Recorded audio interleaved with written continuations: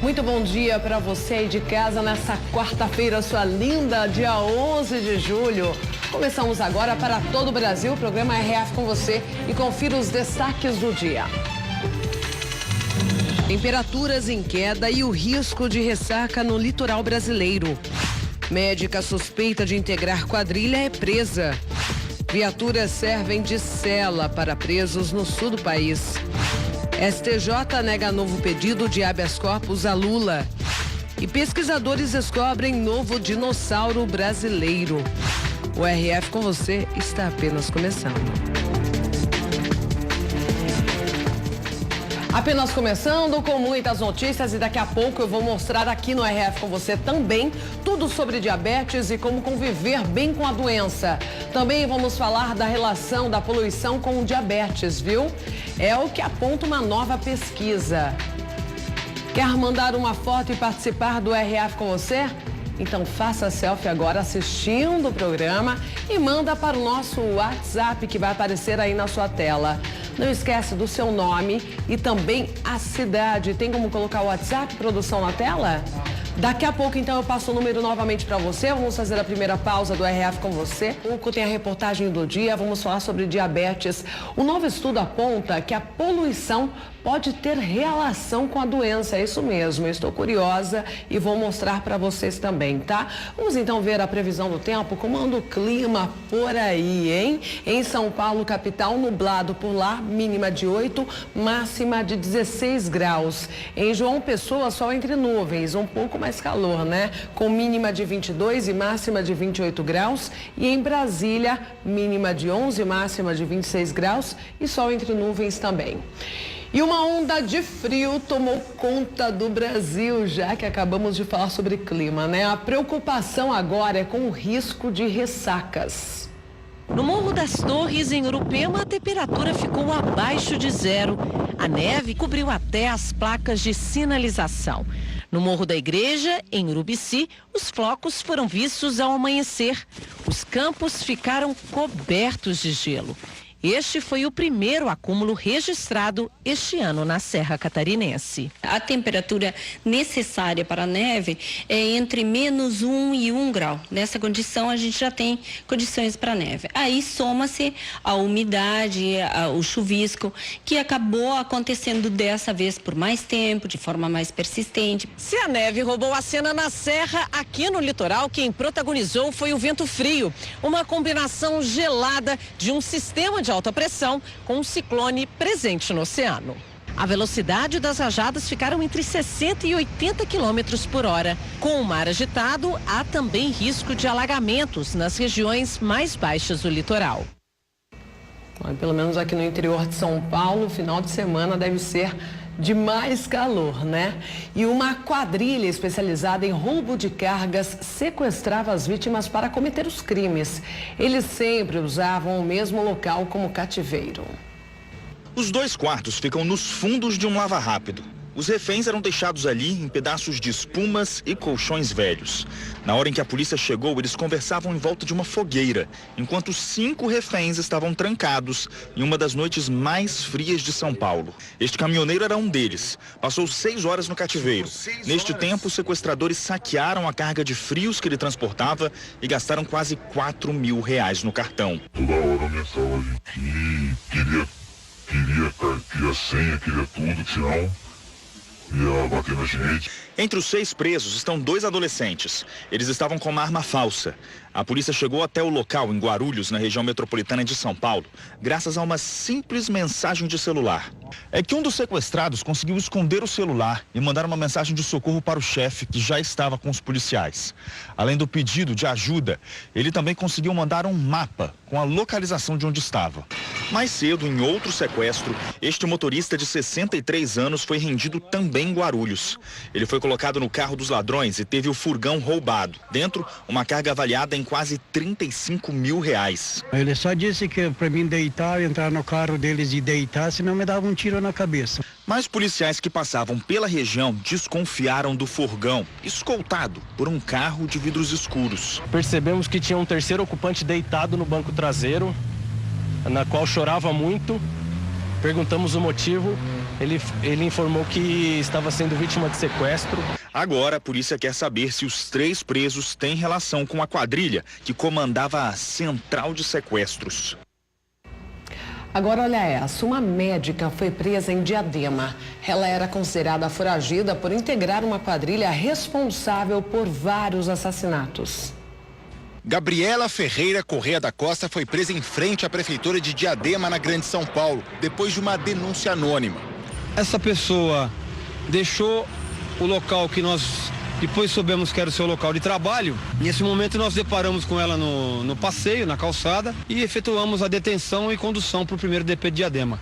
A médica era considerada foragida desde o mês passado, quando a Justiça de Minas Gerais decretou um mandado de prisão contra ela. Gabriela era líder de uma quadrilha de 8 pessoas conhecida como o Bando da Degola.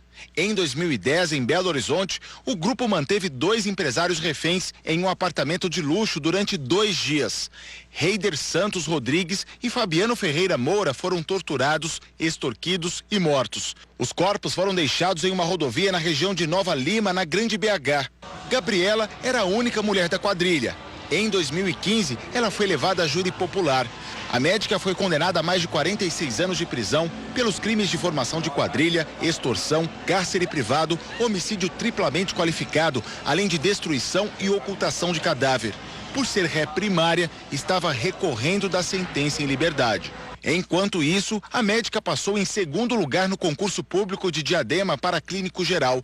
O edital de convocação é de fevereiro de 2016. Gabriela foi admitida só no mês passado. Ocupava um cargo administrativo na Secretaria da Saúde. A prefeitura informou que não tinha conhecimento dos crimes e que a médica apresentou um documento de antecedentes criminais emitido em março de 2016. A prefeitura vai abrir um processo administrativo sobre o caso. Gabriela está na carceragem feminina dessa delegacia em São Bernardo do Campo.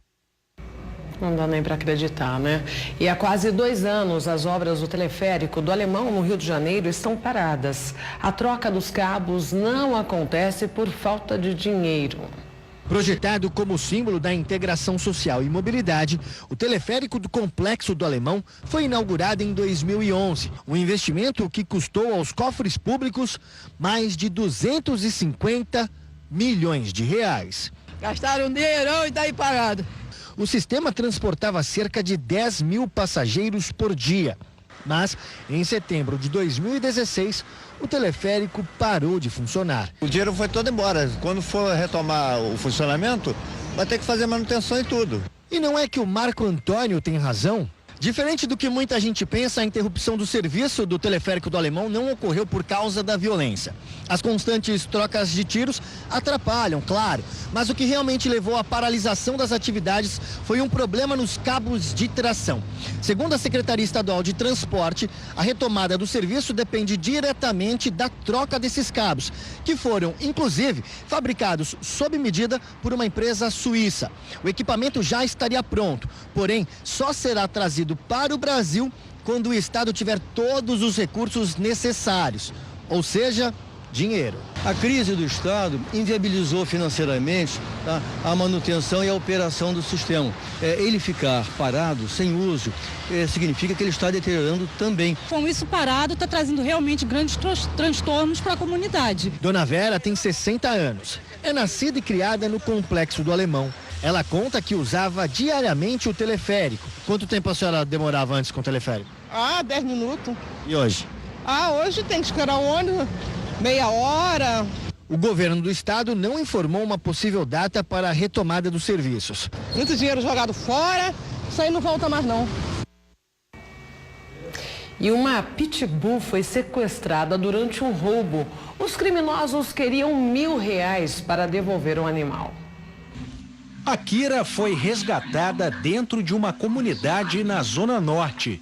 Cão da raça Pitbull aí, tinha sido sequestrado aí durante um assalto a um carro, resgatado aqui na comunidade do bairro 13. A filhote de pitbull de 2 meses foi levada durante um assalto. Bruno é o dono de Akira. O cachorro estava no colo da minha prima. Eles arrancaram o cachorro do colo dela e não deixaram ficar com o cachorro. Levaram o cachorro, o carro e os celulares. Bruno conseguiu localizar os assaltantes por meio do GPS dos celulares e descobriu que Akira estava na comunidade do bairro 13, em Costa Barros, bem perto do local do assalto. Ele até conseguiu falar com o suspeito e chegou a negociar o valor do resgate. Os criminosos queriam R$1.000 para devolver Akira, mas a família teve medo. Policiais do batalhão de Irajá foram até a comunidade e localizaram a cachorrinha amarrada e sozinha em um barracão. Ninguém foi preso. Já em segurança, no batalhão da polícia, Akira foi devolvida ao dono. Depois de um sequestro de mais de 48 horas, pôde voltar para casa. Já de noite, eles entraram na comunidade para resgatar o cãozinho. Muito obrigado. Não resta palavra. Bandido sem limite, né? E no Sul continua o problema da falta de vagas nos presídios. As viaturas que deveriam patrulhar os bairros se transformaram em celas.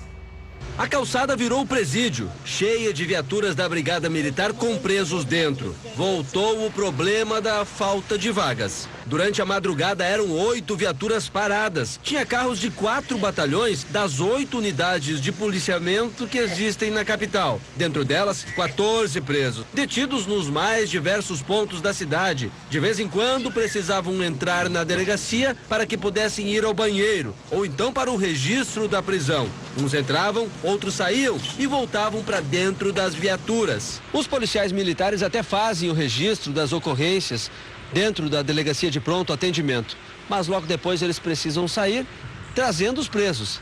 Essas viaturas todas estão cheias, detidos por tráfico de drogas, roubo, receptação e principalmente foragidos.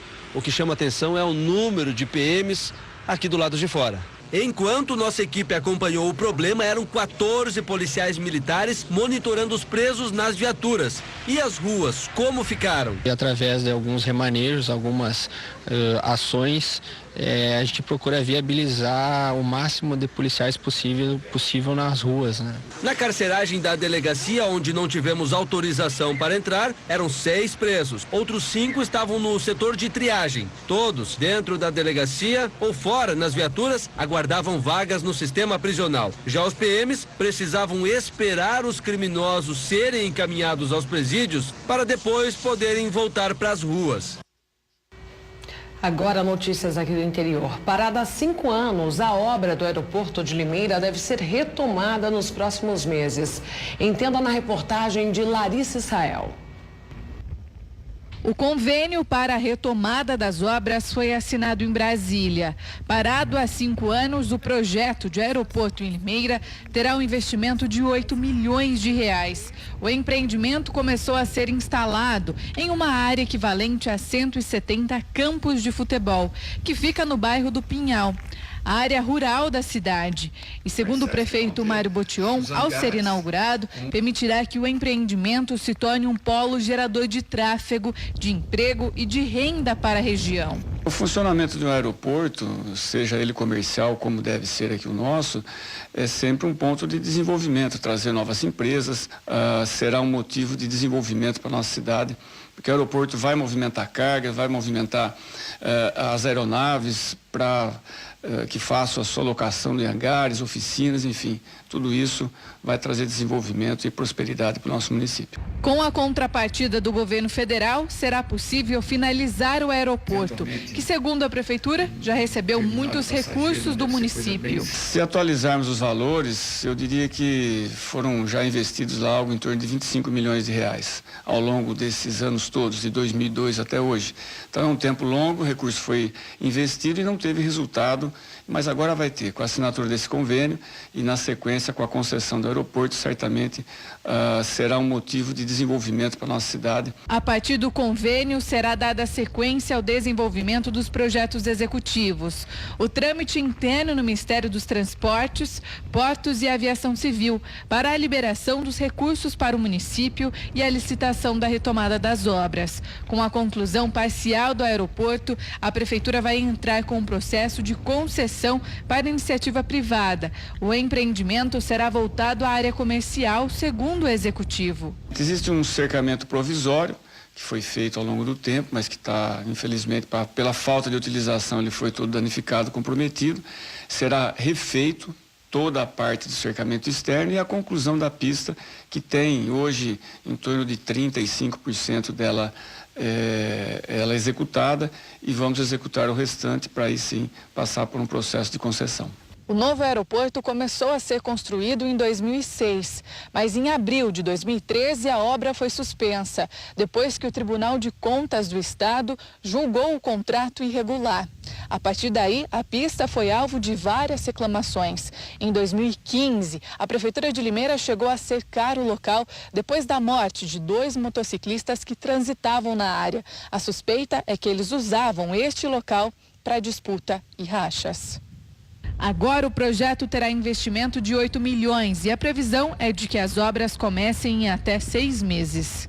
Nós assinamos o convênio semana passada, existe um trâmite burocrático dentro do Ministério dos Transportes, mas nós acreditamos que dentro dos próximos 6 meses nós consigamos fazer o processo licitatório e já dar início nas obras que levarão um tempo aproximadamente entre 120 e 150 dias. Essa é a expectativa para o prazo de conclusão após iniciada.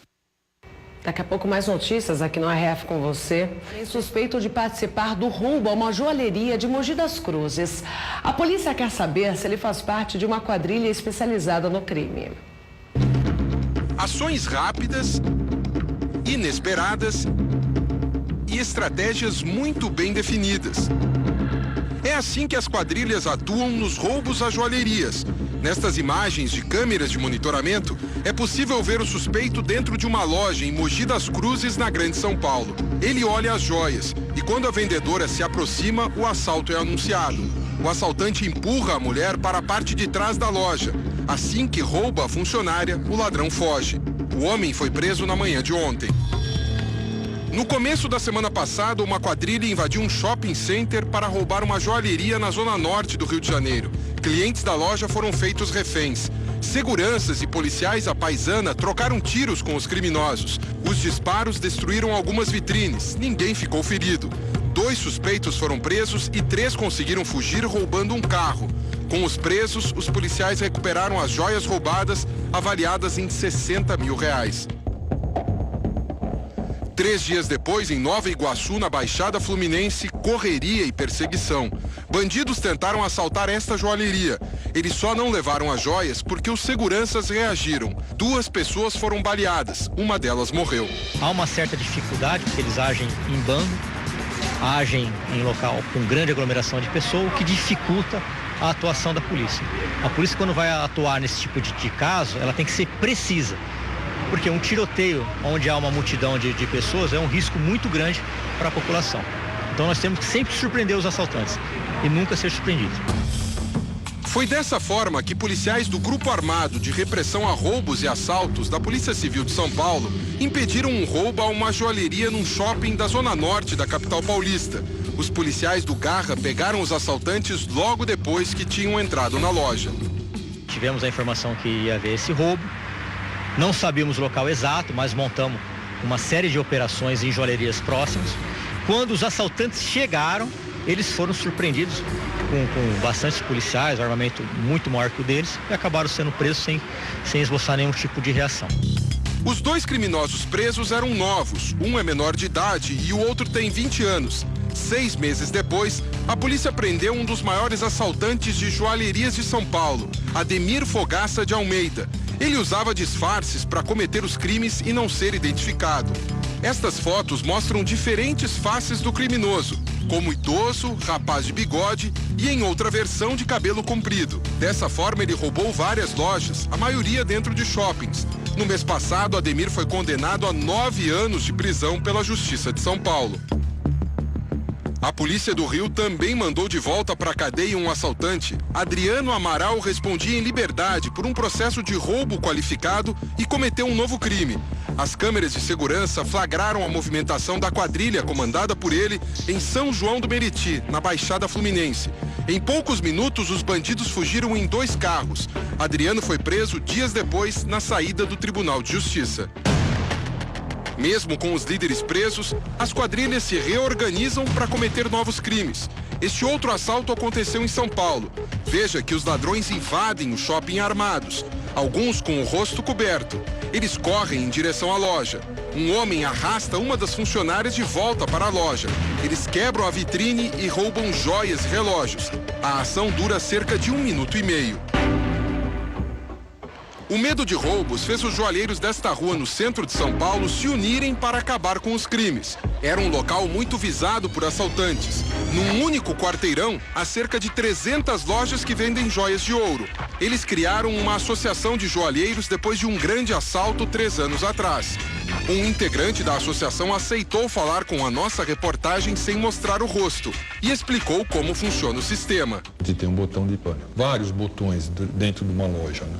Não é um botão só. Toca na central já avisa o segurança e o segurança já sabe o local que está acontecendo o roubo na hora.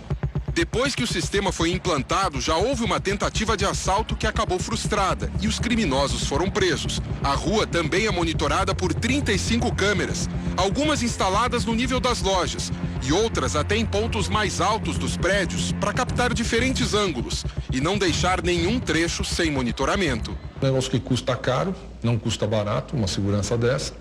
Custa caro, mas a gente está tentando aumentar para mais lojistas aqui na rua, né?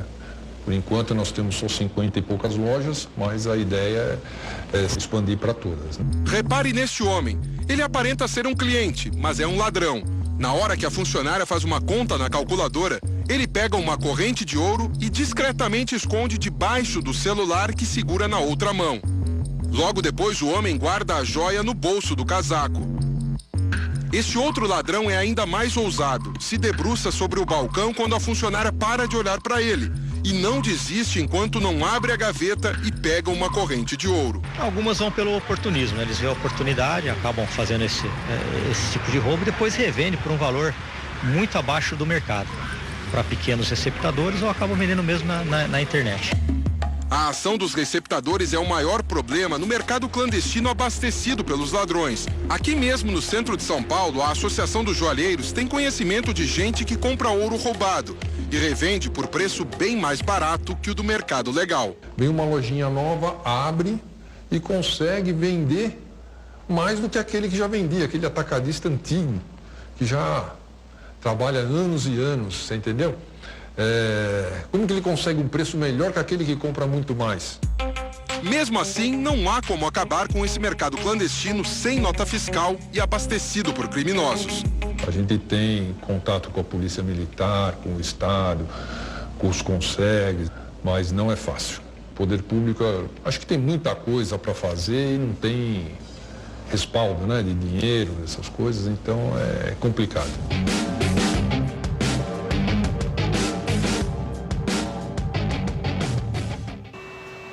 E imagens de câmeras de segurança mostram o momento em que um jovem é baleado durante um assalto. Ele não reagiu.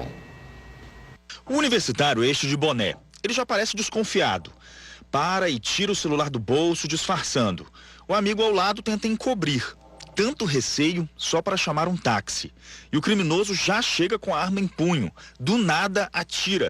O ladrão foge logo em seguida em um carro onde estava o comparsa. Não leva nada. O universitário e o amigo correm para pedir socorro.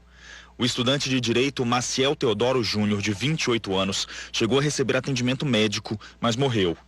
Na delegacia, o amigo que estava com ele contou que os dois foram até este ponto da rua mais iluminado, justamente por acreditarem que seria mais seguro. Maciel teria se assustado e o criminoso atirou. Ele queria levar o celular. Eu vi o rapaz lá cair no chão. Como é que é para quem mora aqui ver isso na porta de casa? Muita gente fica assustado de sair de casa à noite e durante o dia, né? De janeiro a maio, a polícia diz que caíram os roubos e furtos na região, isso comparado ao mesmo período do ano passado, e que prendeu 69 suspeitos desse tipo de crime. Mas os moradores não se sentem tão seguros assim. À noite, deu 8 horas, pode andar distraído, senão nem dá. Tem que ficar muito atento, porque tá muito perigoso mesmo. Falta segurança, viu? Bom, agora a política. O Superior Tribunal de Justiça negou mais uma vez um pedido de habeas corpus ao ex-presidente Lula. A presidente do Superior Tribunal de Justiça, a ministra Laurita Vaz, criticou as ações do desembargador Rogério Favretto.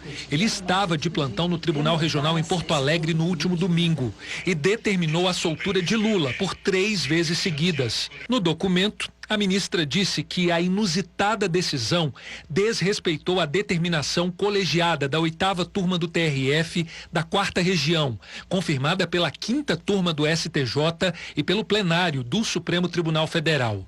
Ela ainda criticou a justificativa usada por Favretto para libertar Lula, além de nada trazer de novo, porque a condição de pré-candidato é pública há tempos. Também não há fato jurídico relevante para autorizar o pedido de liberdade. A ministra disse ainda que Rogério Favretto não tinha competência para decidir sobre o assunto.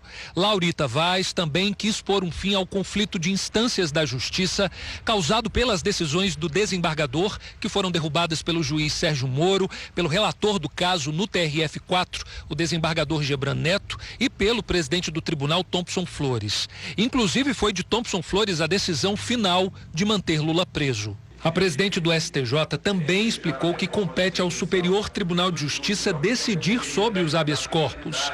Para a ministra, está totalmente fora da competência do desembargador federal plantonista emitir juízo sobre as teses da defesa no recurso especial, que será em tempo oportuno examinado e decidido pelo Superior Tribunal de Justiça. No fim da tarde, o Corregedor Nacional de Justiça, o ministro João Otávio de Noronha, atendeu às reclamações protocoladas no Conselho Nacional de Justiça. Ele determinou a abertura de investigações sobre as posturas dos desembargadores Rogério Favretto e Gebran Neto e do juiz Sérgio Moro. E vereadores do Rio de Janeiro querem o impeachment do prefeito Marcelo Crivella, mas a denúncia foi baseada apenas em uma reportagem de um jornal carioca. O documento com as 17 assinaturas foi protocolado na Câmara Municipal. Alguns vereadores de oposição pediram a sessão extraordinária para discutir um possível processo de impeachment contra o prefeito Marcelo Crivella. Os vereadores se basearam apenas em uma reportagem publicada por um jornal do Rio de Janeiro. Ela reproduz uma gravação feita durante uma reunião entre líderes evangélicos e o prefeito. Segundo o jornal, Marcelo Crivella supostamente oferecia agilizar cirurgias de catarata na rede municipal e também isentar IPTU de igrejas. No pedido, os vereadores não apresentam provas, mas levantam suspeita para 3 crimes. Um é o possível ato de improbidade administrativa. O motivo seria oferecer vantagens para passar à frente na fila do mutirão da catarata. Mas para o mutirão da catarata, que começou no início do ano, foram contratadas pela prefeitura 15 mil cirurgias. Por enquanto, apenas 3 mil dos 9 mil pacientes convocados pela prefeitura para operar se dispuseram a passar pelo procedimento. Ou seja, sobram vagas. A oferta é maior do que a demanda, né? Então existe um chamamento para que essas pessoas possam aderir a esse programa. Vereadores da oposição falam também em um suposto crime de responsabilidade. A causa seria suspeita de oferecimento de isenção do imposto predial às igrejas. Acontece que a isenção de imposto é prevista em lei federal, ou seja, qualquer igreja, seja evangélica ou católica, está isenta. Todo templo religioso, independente da religião, umbandista, católico, tem uma unidade tributária, não paga IPTU. E por fim, o prefeito teria cometido infração político-administrativa. A reportagem publicada sustenta que a reunião foi secreta. Uma reunião com 250 pessoas não é uma reunião secreta, né? Impossível. Na próxima quinta-feira, a Câmara Municipal interrompe o recesso para que os vereadores avaliem o requerimento. Marcelo Crivella trabalhou normalmente nesta terça-feira, cumpriu a agenda externa e despachou no prédio da Prefeitura. Ele nega qualquer tipo de favorecimento e irregularidade. Imagina, uma reunião com 180 pessoas de portas abertas, inclusive na qual participou um repórter que depois deturpou cada uma das minhas palavras. Para este professor da Universidade Estadual do Rio de Janeiro, a atitude dos vereadores é antidemocrática. Aproveitar um momento de uma manchete para jogar, às vezes, essa questão à baila e numa pressão daquele momento para sangrar o prefeito. Já o advogado Márcio Vieira diz que o pedido de impeachment não tem base legal para avançar. O ônus da prova é de quem alega. Alegar que houve quebra da impessoalidade e da isonomia, sinceramente, por breve e singela ilação, achismo, não cabe no processo de impeachment. A suposta infração, no meu entender, inexistente, ao contrário, o alcaide prestou conta de forma obrigatória da sua gestão, não o enquadra na situação de impedimento. E mudando de assunto, agora você vai conhecer o projeto que uniu 3 países para devolver à natureza uma espécie que está em processo de extinção, a ararinha azul. Ela desapareceu da natureza há 18 anos, resultado da destruição do ambiente adequado e da captura do animal para comércio ilegal no exterior. Hoje, a ararinha azul só é vista em cativeiro. São apenas 152 animais em todo o mundo. Desses, só 11 no Brasil. A maior parte fica na Europa, onde um projeto de conservação da espécie é mantido por várias instituições internacionais. E agora, um acordo assinado entre a Alemanha, Bélgica e Brasil vai reintroduzir o animal raro na região de origem, a caatinga baiana. Vai ser um processo cuidadoso de transferência. Ele deve começar já nos 3 primeiros meses do ano que vem. A ideia é soltar 50 ararinhas na natureza, pelo menos 10 por ano. São animais frágeis que vão precisar se adaptar ao clima e à nova alimentação. Para isso, vai ser construído em Curaçá, aqui na Bahia, um centro de readaptação e reintrodução da espécie. Depois dessa primeira fase, os pássaros nascidos em cativeiro vão ter que aprender a buscar o próprio alimento e se defender dos perigos na natureza. A conscientização da população será fundamental. Que essas aves comecem a voltar para o seu habitat natural, repovoando os céus, do céu azul do Brasil, que certamente ficará muito mais azul agora com a presença da ararinha nos céus do sertão da Bahia. Espécie linda, né? E pesquisadores de São Carlos descobriram um novo dinossauro que viveu na região onde está o Brasil. Olha só como ele era. Parece um pedaço de madeira ou uma pedra, mas é muito mais que isso. É um fóssil de dinossauro. Os pesquisadores seguram em mãos o pedaço da tíbia do Spinosaurus brasileiro, a mais nova descoberta dos paleontólogos da Universidade Federal de São Carlos, a UFSCar. Esse bicho ele podia ter, provavelmente com base nos cálculos que a gente fez, chegar até 10 metros de comprimento e como ele era um jovem, ele poderia crescer ainda mais. Então talvez ele alcançasse o tamanho de um Tiranossauro Rex, que é por volta de 13 metros. Então aqui, nessa ilustração, você vê em comparação com o humano atual, de aproximadamente 1,70 m, o bicho de até 10 metros de comprimento. O estudo celular do Spinosaurus brasileiro mostra que, diferente da maior parte dos dinossauros carnívoros, que tinha ossos mais leves e ocos por dentro, esse aqui tem ossos mais pesados, o que indica que era um animal que mergulhava e caçava na água. O casal de pesquisadores da UFSCar e da Unicamp encontrou o fóssil no Ceará durante uma expedição. Os paleontólogos ainda concluíram que o Spinosaurus brasileiro é ancestral de um outro dinossauro, que vivia no deserto do Saara, na África. Esse é mais um dos gigantes descobertos por meio de um pedaço de osso, que ajuda a contar a história dos dinossauros. Esses fragmentos têm se mostrado muito mais relevantes à pesquisa do que necessariamente um animal completo, né? Então, um fragmento ósseo como esse que foi encontrado desse espinossauro traz muita informação com relação à paleobiologia dele, ou seja, a evolução do grupo, ao contexto, né, de vida, onde ele habitava, do que ele se alimentava. Muito interessante, né? Daqui a pouco eu volto com as notícias, com a reportagem do dia falando sobre diabetes. Um novo estudo revela que a poluição pode ter relação com a doença, viu? E daqui a pouco eu também estou curiosa para ver essa super reportagem. Se você ainda não mandou sua selfie, sua foto, pode mandar, viu, gente? Daqui a pouco vou mostrar para você, daqui a alguns minutos. Manda para o WhatsApp, tem que ser assistindo o RF com você. 19971024854. Não esquece de mandar o seu nome e também a cidade. Vamos então para a reportagem do dia. Vamos falar sobre uma doença que mata mais de 70 mil pessoas por ano só aqui no Brasil. Eu falo do diabetes. Mas será que é possível viver bem com a doença, hein? A repórter Larissa Israel foi descobrir. A tatuagem que está cicatrizando no braço direito da Marielle mostra uma realidade que ela enfrenta há 28 anos. O círculo azul é o símbolo do diabetes. No centro, uma brincadeira com doce, que é proibido. E ao redor, o diagnóstico da doença. É uma identificação mesmo, mas para mim significou mais do que uma identificação. Porque eu assumi, sim, eu sou diabética e hoje eu vivo bem com isso. Existem 2 tipos de diabetes. A tipo 1, quando o pâncreas não consegue produzir insulina, que é o hormônio que controla os níveis de açúcar no sangue. Normalmente a causa é genética e atinge crianças e jovens. Já a diabetes tipo 2 está associada a maus hábitos alimentares. O corpo produz insulina, mas não consegue metabolizar o excesso de açúcar no sangue, causado pela má alimentação. A Marielle é diabética tipo 1. O diagnóstico da doença veio ainda na infância, quando ela tinha apenas 8 anos. Eu comecei a emagrecer bastante, ia muito ao banheiro e bebia muita água.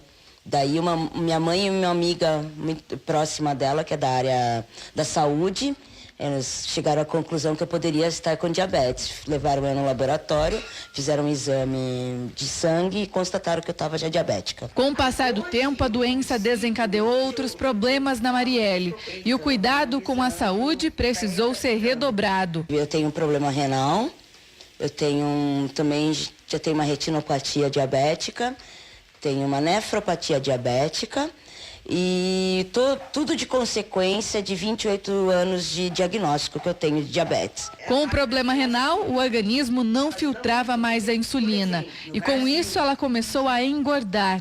O inchaço era tanto que a jornalista chegou a pesar 107 quilos, o que a levou a fazer uma cirurgia bariátrica no ano passado, o que mudou muito a qualidade de vida dela. Só da glicemia se manter, eu cheguei a tomar mais de 100 unidades de insulina por dia. Hoje eu tomo de 25 a 28 unidades por dia. Então minha qualidade de vida aumentou muito. Eu não tinha mais... como é que eu posso dizer? Eu não tinha mais vontade de nada, eu não tinha coragem de fazer as coisas, eu não tinha fôlego e hoje eu sou outra pessoa. Hoje, aos 36 anos, a Marielle aprendeu a conviver com a doença. Ela toma insulina desde quando tinha 10 anos.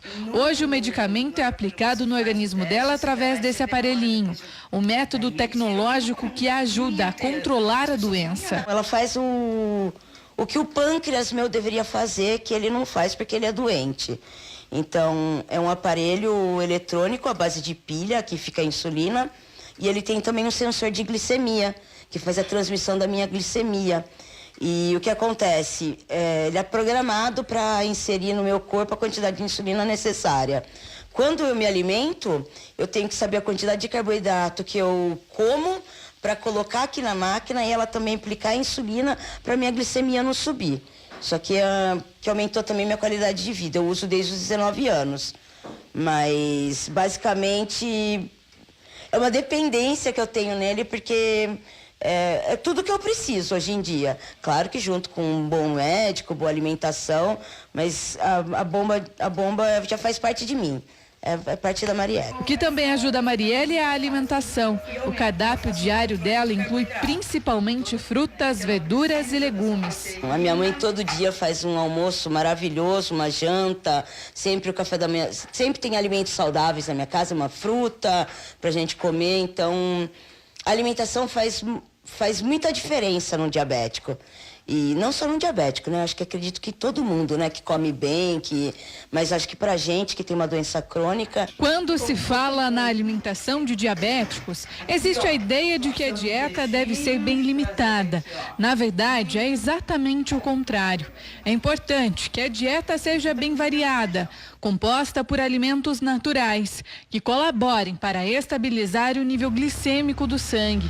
Além disso, apostar em alimentos anti-inflamatórios é um bom caminho. O diabetes é uma doença crônica, então ele tem sempre que ter o seu controle. Porém, a alimentação que um diabético deve seguir é a alimentação que todos nós devemos seguir, porque é sempre na base da alimentação saudável. Um cardápio mais anti-inflamatório, mais equilibrado, mais cuidadoso. Esse é o perfil alimentar que o diabético deve seguir. E o cardápio de alimentos anti-inflamatórios é variado, cheio de nutrientes e bem colorido. Um cardápio composto com frutas, verduras, legumes, ervas, especiarias. Nós temos muitas coisas na natureza que tem muitos compostos bioativos. Um exemplo disso é a canela. Nós sabemos o quanto a canela, o cinamaldeído da canela, que é uma substância em grande quantidade presente na canela, que a gente consegue fazer um controle glicêmico de sucesso no diabetes, por exemplo. E quando o assunto são carnes? Optá-lo sempre por carnes mais magras, não que ele não possa comer uma carne gorda um dia ou outro, mas sempre combinar essas carnes com verduras, com legumes.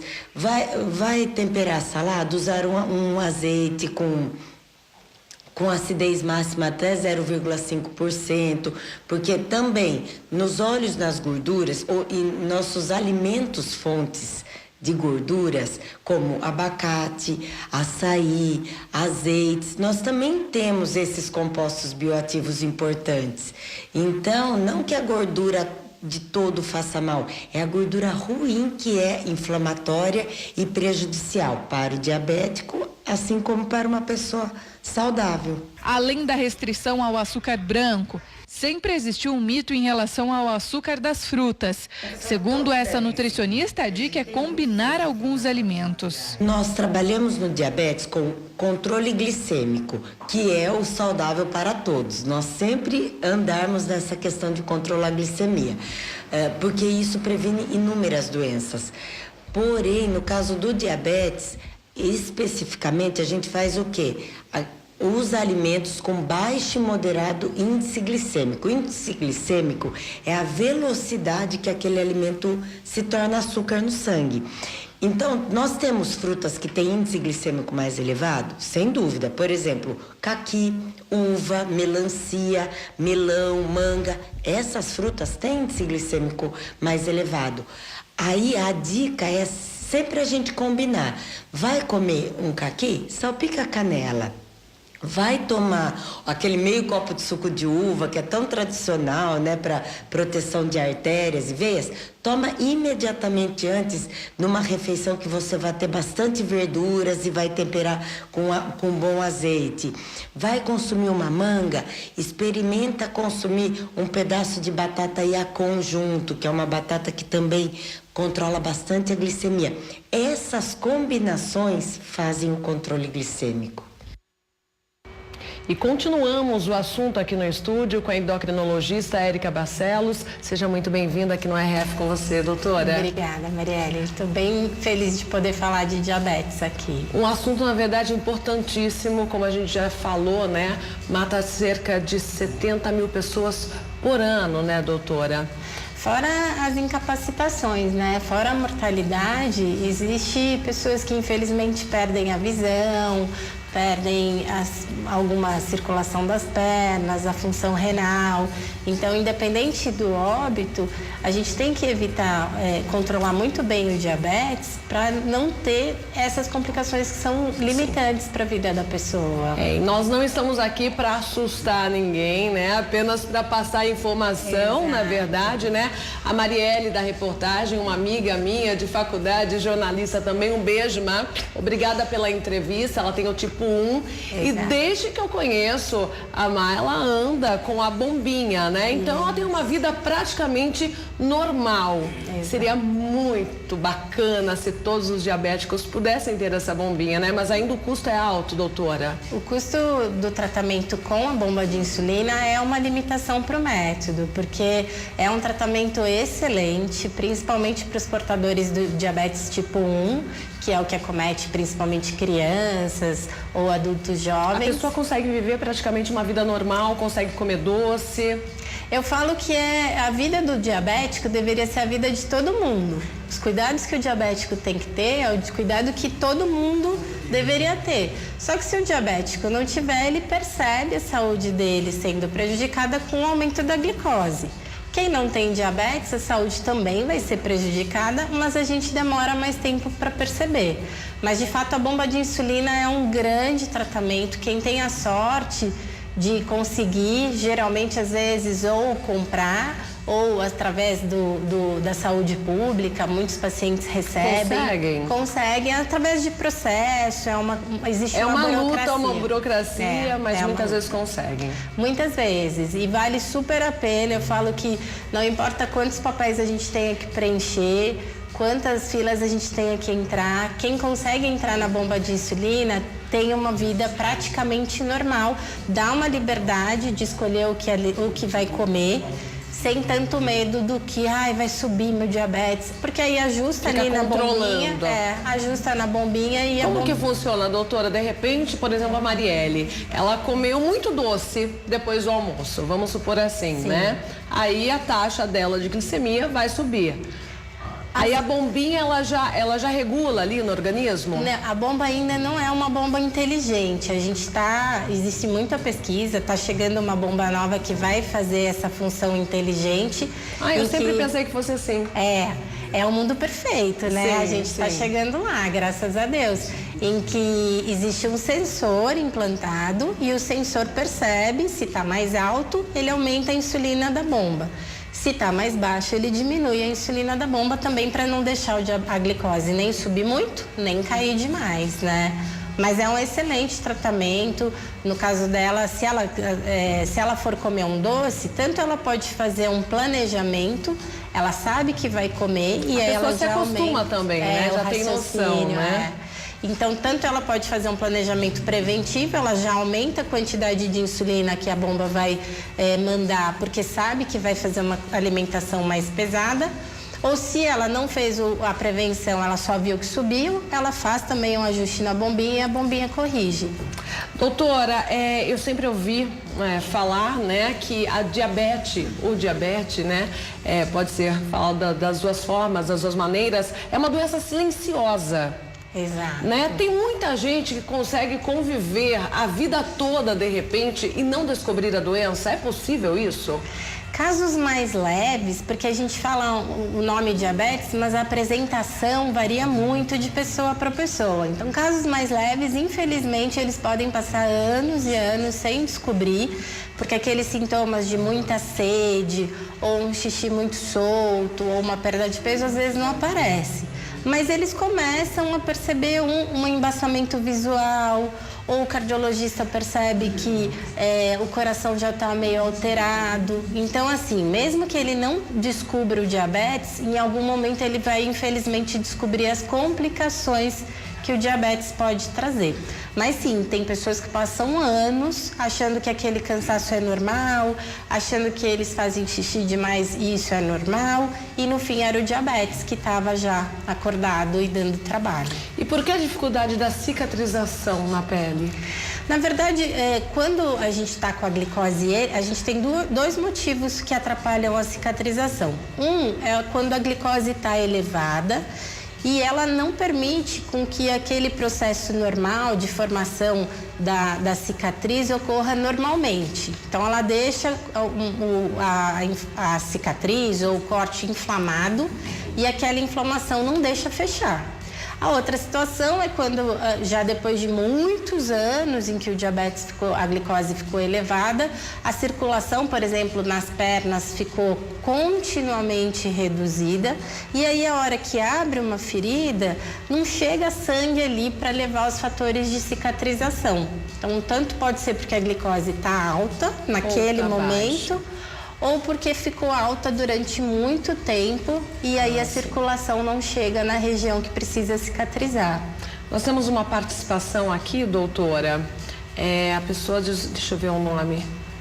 É lá de São José do Brejo, Paraíba, a pessoa, né? Ela não mandou o nome, mas diz o seguinte, que a esposa perdeu um bebê de 8 meses durante a gestação, porque adquiriu o diabetes, e o médico disse a ela que o bebê poderia nascer cego. Acontece isso? Olha, cada caso é um caso. Não seria o comum, né? O filho da mãe diabética, ele tem um problema de desenvolvimento dentro do útero, isso é fato.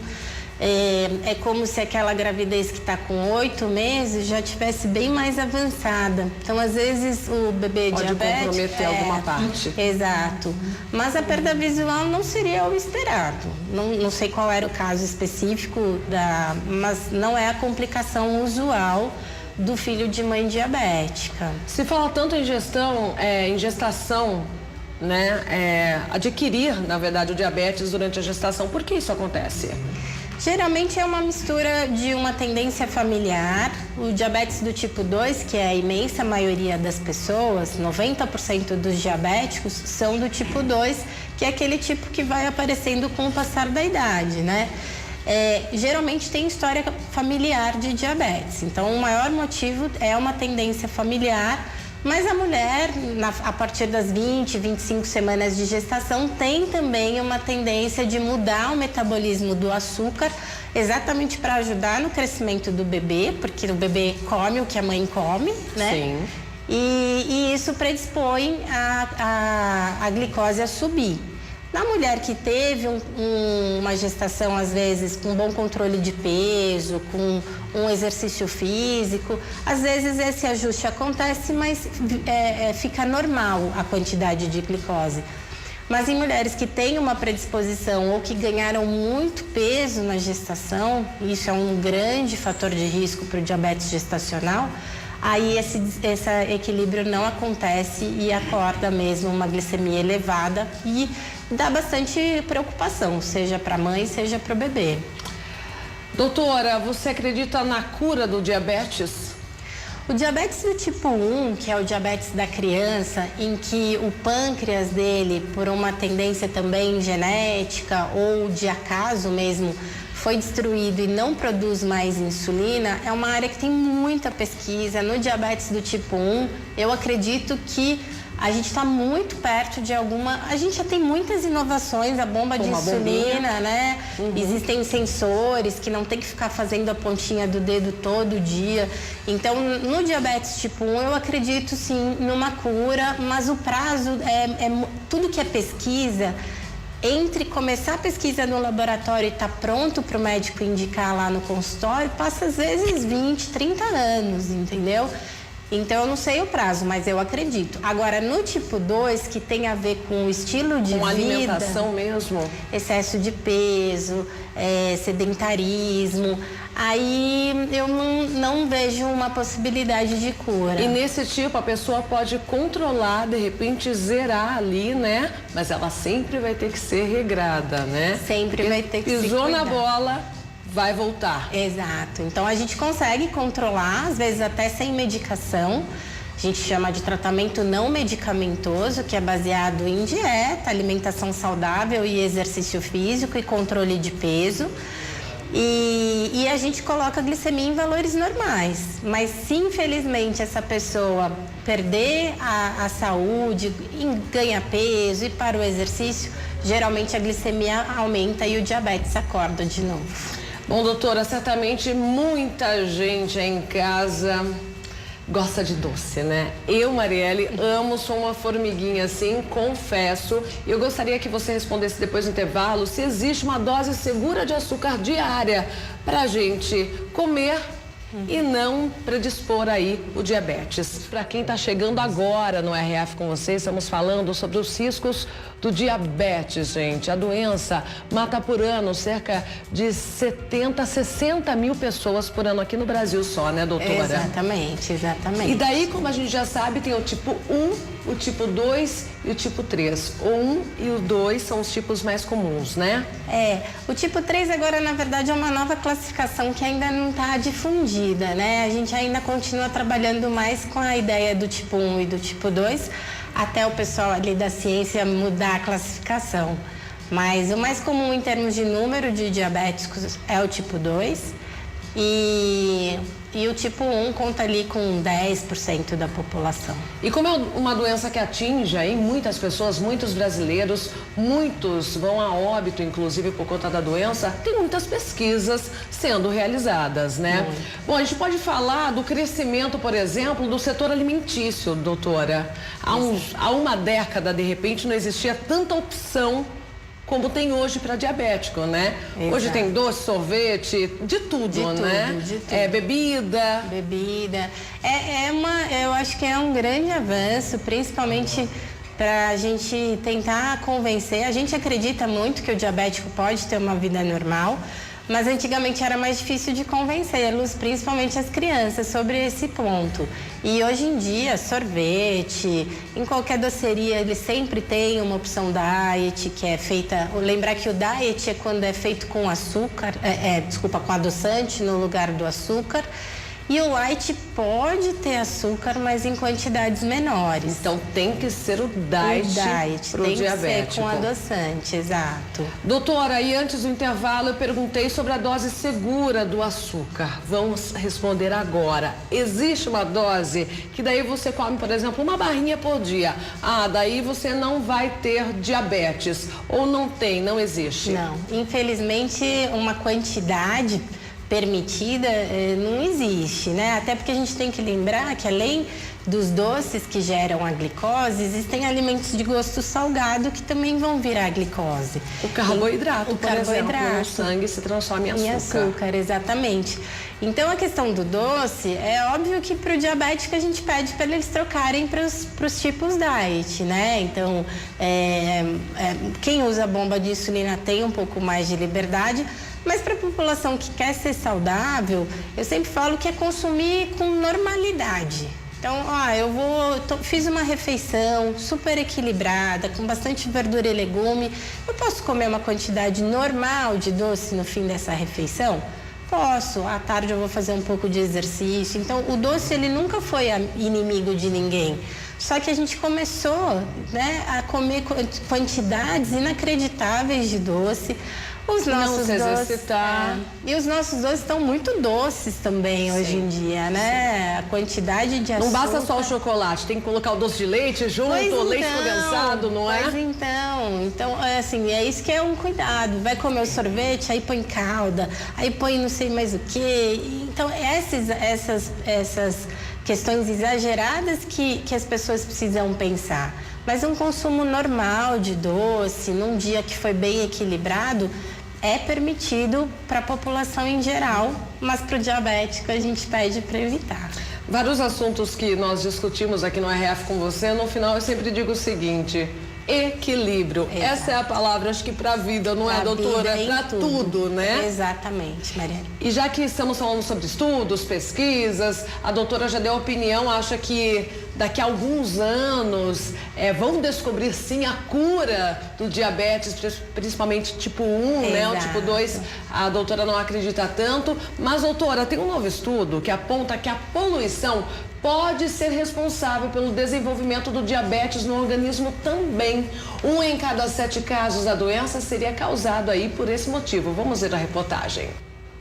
Preste atenção a estes 2 ratos. Eles são geneticamente iguais, mas o da esquerda está maior do que o da direita. Motivo? Ele ficou exposto ao ar poluído durante 3 meses. Por isso ganhou peso. O que os estudos em humanos não conseguem mostrar, né? Então, por questões éticas e de controle de diversos fatores que estão associados ao desenvolvimento da diabetes, como os hábitos alimentares, atividade física, né? O ambiente onde a pessoa mora e o estresse, isso é impossível de controlar no estudo em humano, nós acabamos recorrendo com estudos experimentais em animais, onde é possível controlar todos esses fatores. Os testes são feitos há 3 anos neste laboratório da Faculdade de Medicina da Universidade de São Paulo. Os pesquisadores descobriram o que acontece com o nosso organismo quando inalamos os poluentes. Primeiro, ocorre uma pequena inflamação em todo o nosso corpo. Depois de algum tempo, o hormônio chamado leptina, responsável pelo controle da fome, diminui. A pessoa sente a necessidade de comer mais. Ou seja, quem vive em lugares onde o ar é poluído tem mais probabilidade de engordar. Como consequência, aumenta a chance de desenvolver diabetes. Os indivíduos expostos aos níveis abaixo do recomendado, eles tiveram um risco de 21% maior do desenvolvimento da diabetes. E aqueles indivíduos expostos aos níveis maiores, um risco de 24%. Esse assunto tem chamado a atenção no mundo todo. Recentemente, uma outra pesquisa internacional foi publicada numa das mais conceituadas revistas de saúde. O estudo feito pela Faculdade de Medicina de Washington, nos Estados Unidos, afirma que 1 em cada 7 novos casos de diabetes é causado pela poluição do ar. Os pesquisadores acompanharam durante 8 anos a saúde de 1.700.000 ex-combatentes de guerra do país. No começo da investigação, nenhum deles era diabético. E não para por aí. A poluição teria contribuído para 3.200.000 novos casos de diabetes no mundo em 2016. O número representa cerca de 14% do total. A associação com a diabetes é só mais um risco que está sendo imposto à saúde. A gente tem que lembrar que o câncer de pulmão, problemas gestacionais, problemas respiratórios e cardiovasculares, há muito tempo se sabe que estão associados a essa exposição inevitável. Bom, gente, ainda é um estudo, está em fase de pesquisa, o que você acabou de ver, mas é fato que quem é fumante também tem mais predisposição a adquirir o diabetes. Por quê? Tem mais ou menos essa lógica do diabetes, da reportagem, né? Na verdade, como eles falaram, na poluição aumenta o quadro de inflamação do corpo. E no tabagismo, o cigarro faz também, né? Que antigamente a gente falava de radicais livres, que são o fim do processo da inflamação. Então, tudo que causa inflamação do nosso corpo, e a poluição é um exemplo, o tabagismo é outro exemplo, o excesso de tecido de gordura já está provado que leva ao aumento de fatores de inflamação do nosso corpo também. Tudo que leva a aumento de inflamação pode predispor ao diabetes, sim, se encontrar uma pessoa que já tem um histórico familiar ali prontinho, esperando algum componente da vida dessa pessoa empurrar o diabetes para acordar. Bacana, daqui a pouco então a gente fala um pouco mais como prevenir a doença e nós temos uma pergunta de um telespectador lá de Aracaju, o Breno. Boa tarde, é verdade que o diabetes dá sede e muita fome? Quem toma e como descobrir o tipo do diabetes? E depois ele tem uma outra pergunta que eu faço também. Sim, na verdade, quando a glicose está bastante desequilibrada, e o normal da glicose é ali na faixa de 90, 100, se a gente atinge números de 200, por exemplo, o nosso corpo percebe que tem muito açúcar ali no sangue e ele pede a água, né? Pede bastante água para tentar dar uma diluída nesse sangue, ter menos açúcar e liberar açúcar pela urina. A gente perde açúcar pela urina até como uma válvula de escape. A mesma sede que eu, Marielle, sinto quando eu como muito doce ou muito salgado também. Isso, que tem a ver com um componente que a gente chama de o componente osmótico do sangue. Tudo que a gente deixa muito concentrado, seja no açúcar, seja no sal, uma maneira de melhorar é diluindo. Então o corpo pede água.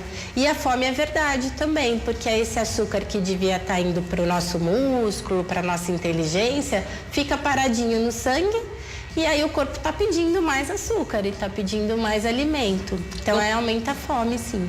Doutora, como descobrir o tipo do diabetes? Na verdade, assim, é meio difícil falar isso para a própria pessoa. O clássico é assim, se aparece em crianças ou adultos jovens e vai rapidamente para uma demanda de insulina, a gente imagina que é o tipo 1, em que houve a perda da produção própria de insulina. Todos os outros casos que vão acordando, seja em idades mais avançadas, seja acordando devagarinho, ou quando o comprimido faz um bom trabalho, tende a ser o tipo 2. Doutora, então reforçando, equilíbrio sempre, né? Sempre, e vamos finalizar dando as dicas para quem não ter, de repente, não ter realmente o diabetes, né? E para quem tem, conseguir pelo menos viver uma vida praticamente normal.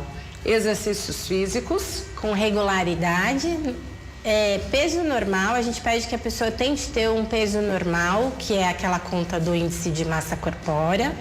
Uma alimentação equilibrada, em que tenha boas fontes de verduras, legumes e frutas e um consumo racional de carboidratos e gorduras. E a quarta dica, não fumar. Excelente. 4 pilares, então, da pessoa ter uma vida saudável. Exatamente. Para tudo. Para tudo. Doutora Érica, muito obrigada pela presença, viu? Eu que agradeço, sempre. Maria. Obrigada, eu que agradeço. Flor, evento que reúne produtores de flores e plantas ornamentais. O objetivo foi discutir novidades do setor que movimenta por ano cerca de 7 bilhões de reais.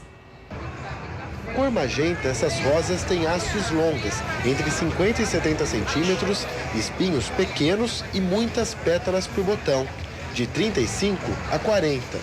Tá, essa variedade tem sido um sucesso na Holanda. Nós estamos plantando agora em Andrade, sul de Minas, que tem um clima ideal para cultivo de flores. E essa variedade tem tido muito interesse por estar em alta mesmo. Esse tom está sendo muito em alta. Já as orquídeas, que geralmente têm uma infinidade de cores, ganharam uma mistura ideal para festas, como por exemplo o Chá Revelação, evento organizado por muitos pais para revelarem o sexo do bebê. Ela é uma tendência flor branca, nós iniciamos a produção com a azul, e aí o próprio mercado foi nos pedindo outras cores. E nós percebemos a oportunidade de trazer cores novas, olhando que o mercado de festas infantis vem crescendo muito. Então, como que a gente conseguia trazer essa flor para dentro desse tipo de festa? E aí a gente puxou tanto a rosa como a azul. Nós fizemos uma mistura, porque colocamos o unicórnio, que ele representa as duas cores, dentro dessa infinidade de decorações que existe. E a ideia foi trazer realmente o produto e abrir um novo mercado, mostrando que a flor, que todos falam assim, mas ela vai ficar branca? Vai ficar branca, mas dentro da nossa decoração a gente pode fazer uma mistura e trazer o que o nosso cliente nos pede. Essas foram algumas das novidades apresentadas nos últimos 3 dias no Encontro Nacional de Floristas, Atacadistas e Empresas de Acessórios. O Enflor aconteceu no Parque da Expoflora, junto com o Garden Fair, feira de tecnologia em jardinagem e paisagismo. O balanço foi bem positivo desses 3 dias de evento. Nós estamos aí com uma expectativa de 17 mil visitantes, basicamente profissionais ligados à área, então floristas, decoradores, paisagistas, jardineiros, arquitetos e demais profissionais. E que tiveram a oportunidade de, nesses dias, fazer contato com as empresas expositoras, que são basicamente os produtores de flores e as empresas de acessórios, para conhecer as novidades, as tendências daquilo que vai entrar no mercado aí nos próximos meses, para aí cada um poder entender um pouquinho melhor e poder desenvolver os seus projetos. Os eventos acontecem em Olambra e não é por um acaso, viu? A cidade produz 50% do que é vendido no Brasil. O setor movimenta mais de 7 bilhões de reais por ano. Em 2017, por exemplo, só o estado de São Paulo registrou crescimento de 15%. Na verdade, esse valor todo é tudo que é movimentado no ano no setor como um todo, quer dizer, aí entra não só a parte de flores e plantas, mas toda a parte de acessórios e principalmente também serviços, a parte de arte floral, o serviço dos decoradores, que é, na verdade, a somatória para realmente levar o produto que o mercado final quer. E é um mercado que tem até crescido, mesmo em tempos adversos, principalmente por causa da série de novidades lançadas constantemente. Para Gerardos, o Enflor 2018 foi ainda mais especial. O produtor lançou oficialmente para o Brasil e para o mundo essa espécie de suculentas, desenvolvidas há 5 anos. Anos atrás surgiu uma mutação espontânea dentro da nossa produção. Nós vimos diretamente já o potencial da planta. Nesses anos nós fomos pesquisando a planta, vendo potencial, multiplicando ele para chegar no ponto desse ano para poder lançar ele no mercado. É muito compacto e mantém esse formato mesmo em ambientes internos, que muitos suculentos depois de um certo tempo deformam em ambientes internos.